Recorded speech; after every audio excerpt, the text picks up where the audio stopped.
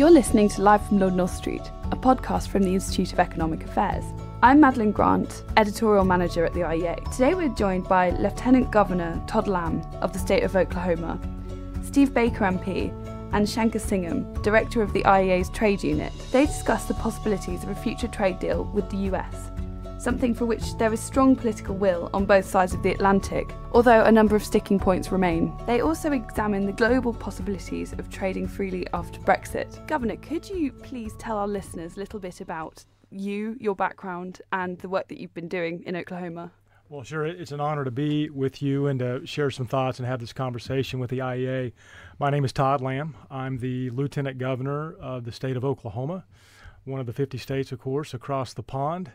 And I've been interested in some time in what's been occurring in the UK, particularly more specifically with Brexit. Maybe 2.5 years ago, I started a foundation called the E Foundation for Oklahoma to focus on policy issues such as education, economics, energy policy, which is very important to my home state of Oklahoma. But another E that we focus on is exporting. Well, you can export worldwide, but the interest I have and why I'm in the UK presently is because there's no greater opportunity that Oklahoma has in the entire world than what is about to happen with the UK via Brexit. And so what have you been up to while you've been across the pond here in London?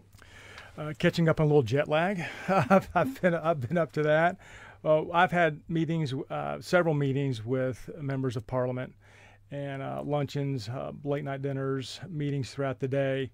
And some have asked me, well, why are you here? And I tell them, well, I'm here because of Brexit. And one MP said, okay, well, that's the company line. That's the public statement. But why are you really here? Like, there must be something else. And I looked him right in the eyes and I said, I'm here for one sole reason. If Brexit was not pending, if this final decree was not going to come to fruition in March, I would not be here. So to answer your question, I've had several meetings. I'm with Steve here today and with Shanker. Steve and I had a couple of good conversations already.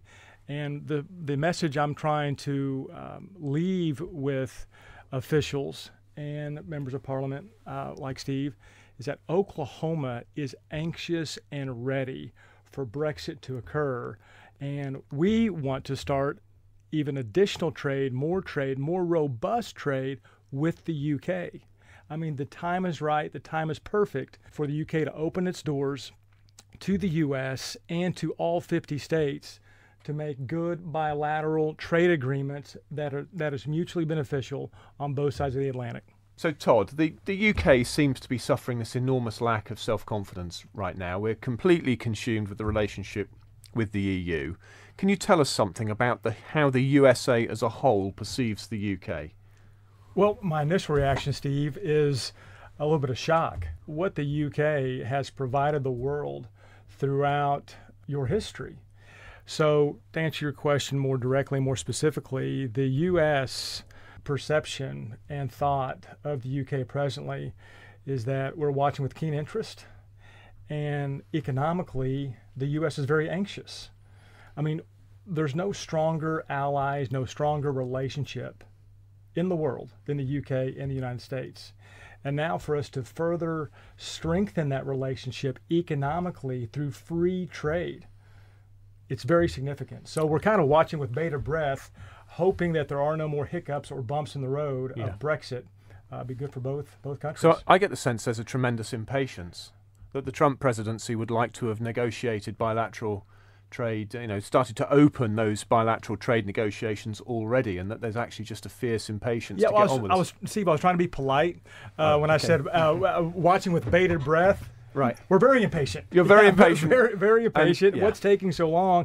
Because, again, I'm specific and subjective to my home state of Oklahoma, but there's so much opportunity. There are free trade zones throughout the United States. We have one in Oklahoma. And I've said it already, I'll say it many times in this podcast, and there are just so many opportunities that will be beneficial to not just both governments, but to citizens in both countries. And that's why anybody should be in public service. How do we best benefit? How can we best impact policy that best benefits our citizens. So something that Shanker has said to me so often is about not being able to do trade deals unless we can actually control our regulatory system as well as our tariffs. Right. Is this right? Do you think it's the case that the UK wouldn't be able to do a bilateral trade deal of some meaning if we were in a position where we couldn't control our domestic regulation, or is it just a matter of tariffs? Well, sir, how do you engage in economic freedom and economic policy when you can't control your own destiny and you can't control your own regulation? Folks have fought wars over this. Yeah. There have been civil wars over this, and not just in our country specifically, but throughout the history of civilization. Individuals want the freedom and the right to control their own destiny. And as that democracy, that individual freedom flourishes into governmental entities, again, this is throughout civilization.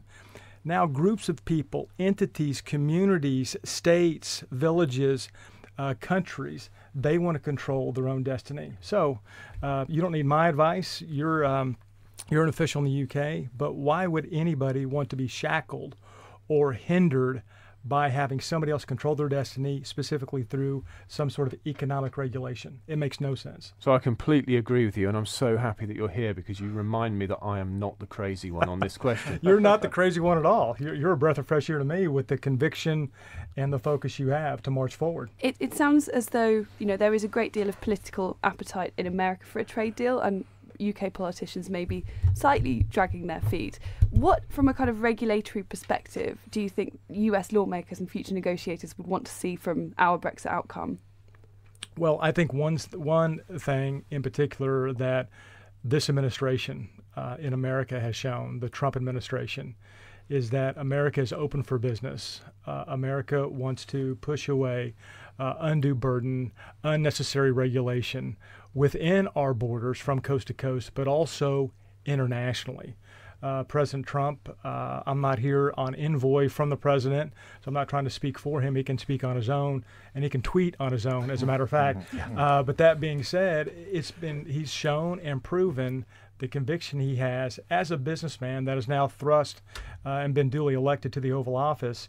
He is committed to free international trade, and I think that's what our country is waiting for, as Steve said moments ago, impatiently for Brexit to be finalized and for it to occur and to self-regulate and to make decisions. Yes. Well, I wanted to bring in Shanker now because obviously you spent a large part of your career in America. And it sounds rather as though there is a bit of a disconnect between the way that we as British people and British lawmakers tend to view our system and the way that our country is viewed around the world. Yeah, I think there's two issues here. One is how we see ourselves, and I think every time we have a visitor or a leading politician from another country, they tell us this all the time, that we don't see you the way you see yourselves. We see the fifth biggest economy in the world, second biggest exporter of services, a real player in the global trading system. You seem to see yourselves as lacking in confidence, unable to do anything. So I think there's that disconnect. And then there's another disconnect, which refers to the earlier discussion actually about regulatory autonomy, which is the assumption in the UK that the European regulatory system is the gold standard. I mean, I think this language was in fact used in the government white paper. Whereas from the perspective of the rest of the world, and when I was a cleared trade advisor for the US government, we spent the bulk of our time complaining about European regulation. The European regulatory system is the global outlier. It's not the gold standard. It's not even the norm. It's the outlier. So if you're tying yourself to one particular regulatory system, the EU regulatory system is perhaps the worst one to tie yourself to from the perspective of doing deals with other people, particularly the US, because that's what they're particularly concerned about is, are you going to be able to diverge from a regulatory system that we, the US, have complained about for years and years? When it comes to listening to the views of ordinary people, do you think that ordinary Americans share this enthusiasm for the opportunities of Brexit? Or is it kind of the Trump administration itself? Well, I think that's a good question. I think it's a very fair question. And I think that depends maybe on the week, the day, or the month, on what the headline is in the most local newspaper for those citizens that may be reading the paper over a cup of coffee in the morning. My point is this. Here in the UK, you are living, breathing Brexit every second of every day when the sun is up and the sun is set.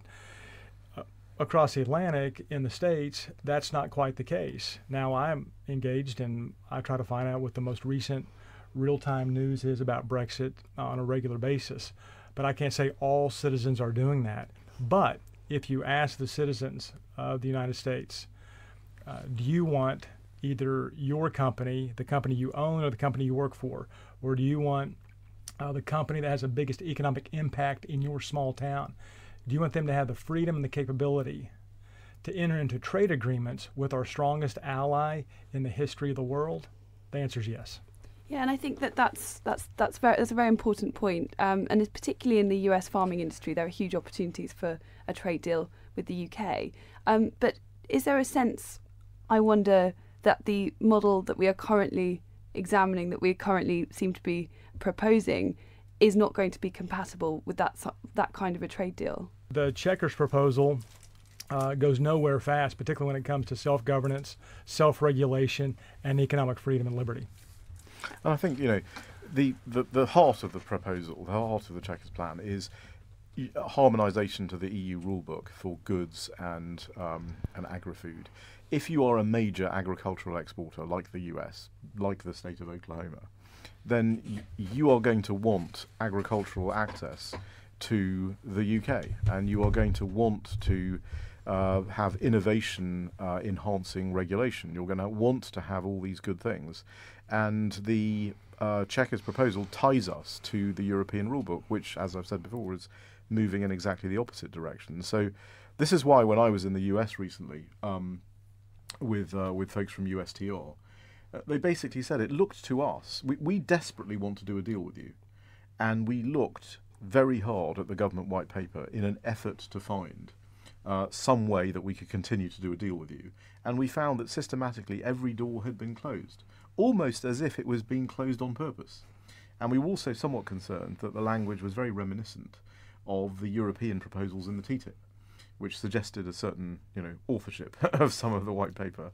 And they were, as you said before, Maddie, the support in the US for a UK-US FTA is beyond anything that you would find really for any policy proposal.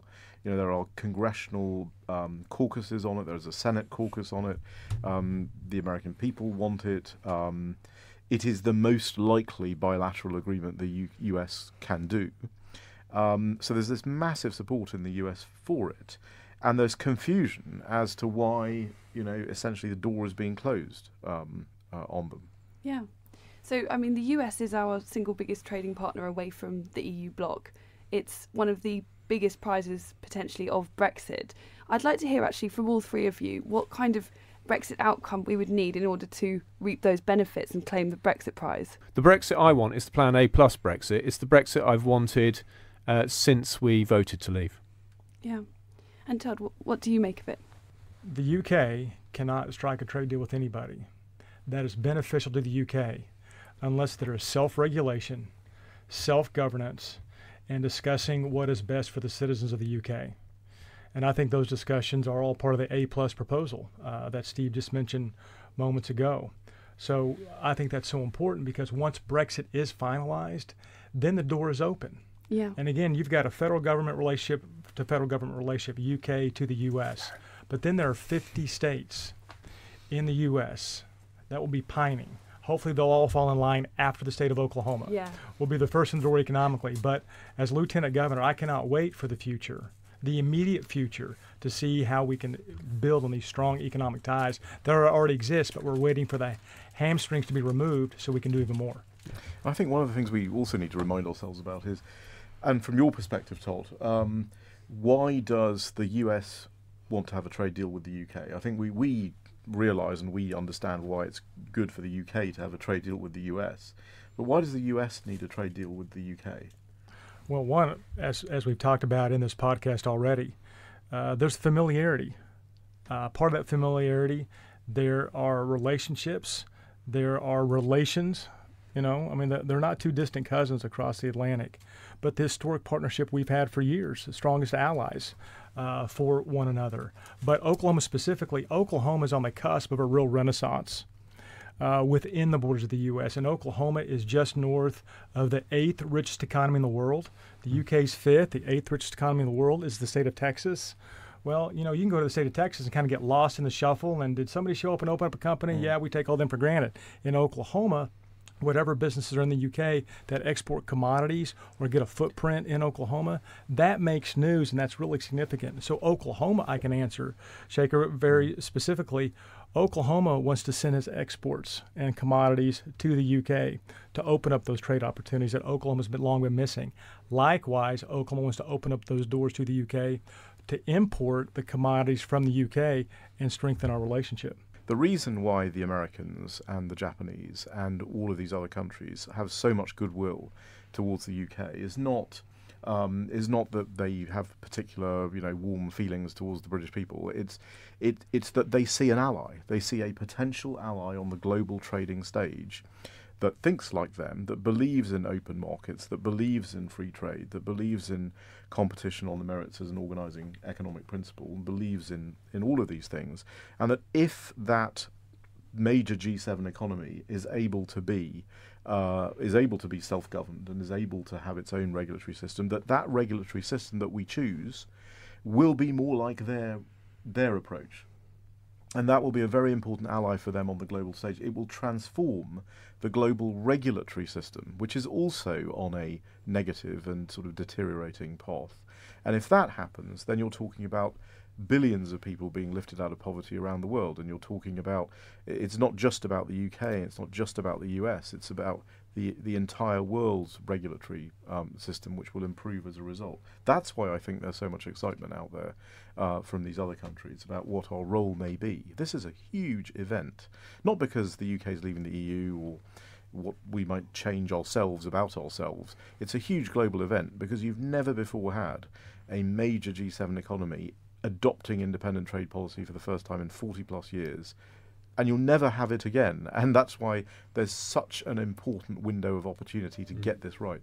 When you look at British politics today, things are evidently difficult. But I think if more people understood the attitude which Shanker's just displayed, but particularly understood the attitude which Todd has set out to us, the way the USA feels about the UK, the way the rest of the world feels about the UK, and this idea that we can flourish as we become free of the EU, and yet still be great friends and neighbours and trading partners with the EU. If people can get that into their heads, then we can start being optimistic about Brexit as a country, and then, my goodness, we'll spread our wings and fly.